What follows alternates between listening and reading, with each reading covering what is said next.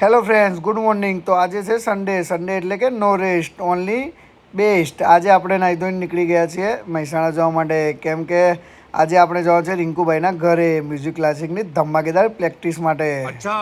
તો જુઓ કે ફાઇનલી આપણે રિંકુભાઈ ઘરે પહોંચી ગયા છીએ. તો જોઈએ આજે કે રિંકુભાઈ સૂર મેળવે છે કે પછી પડોશીને હેરાન કરે છે. આજે દેખતે જ મજા આવેગા.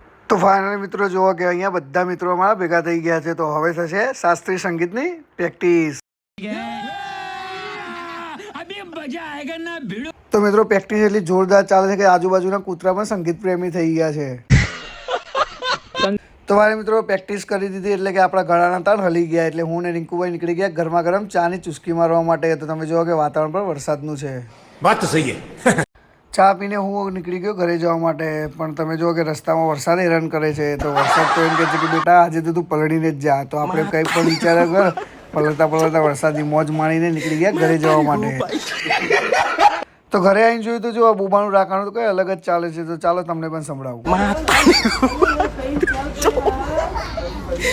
તારી ગો ભાઈ થોડી બાકાચીકી ચાલુ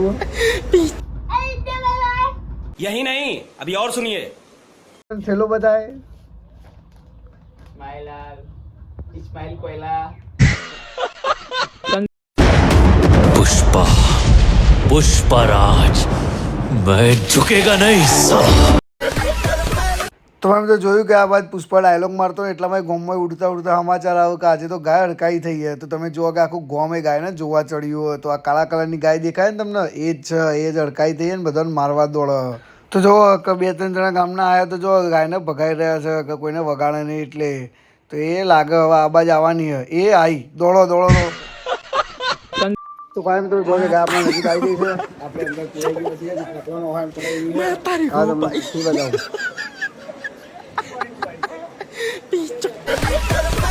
ભાઈ ઘરમાં હલવાઈ ગયા.